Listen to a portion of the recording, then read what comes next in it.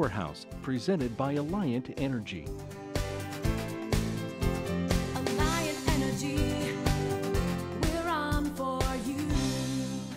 Is that the last group? It is. You know, this was a much easier trip than I thought it was going to be. Yeah, recycling it's very easy. We have often talked about how compact fluorescent light bulbs, or CFLs, are a smart choice to help you save energy around the house. That's right. CFLs are getting a lot of attention, not because they use up to 75% less energy, they last 10 times longer than traditional incandescent bulbs, but we now know that CFLs contain small amounts of mercury, and this has some people worried and wondering whether these types of bulbs are safe to use.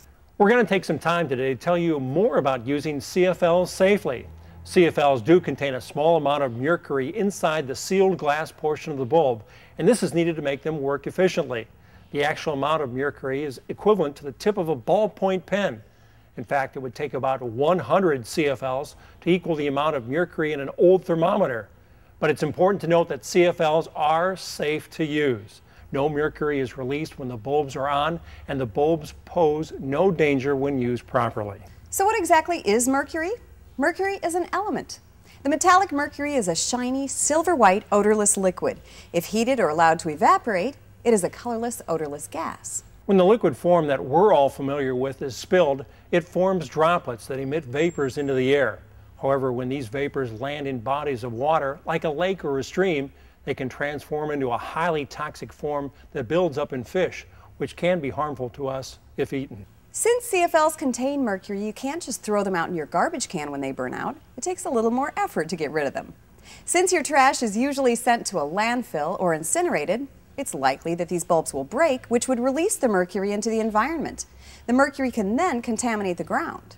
According to the EPA fact sheet, the best option is to take them to a local disposal drop-off site like this one.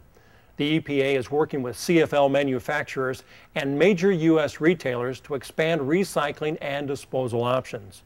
You can contact your local municipal solid waste agency directly, or go to epa.gov/bulb recycling or earth911.org to find local recycling options. If there are no other options in your area, seal the bulb in 2 plastic bags before putting it in your trash. Another option is to ask the business you bought the CFLs from if they have a recycling program. Some larger retailers have programs in place already. Virtually all components of a CFL or other fluorescent light bulb can be recycled. The metal end caps, glass tubing, mercury, and phosphor powder can all be separated and reused. Recyclers often sell the metallic portions as scrap metal. The recycled glass can be remanufactured into other glass products.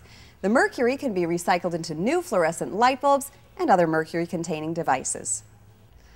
We hope we've given you a better idea of how CFLs work. Even though it takes a little more effort to dispose of them properly, CFLs are still a smart and safe energy saver.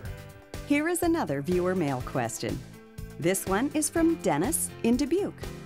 Dennis wants to know, why is biomass more environmentally friendly than coal?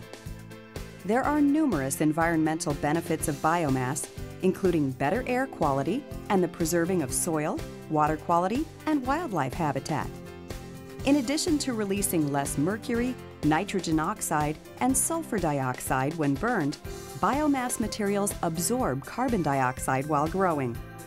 Switchgrass, for example, is considered a carbon-neutral fuel source, which means it releases the same amount of carbon dioxide when burned as it absorbs when left in the field.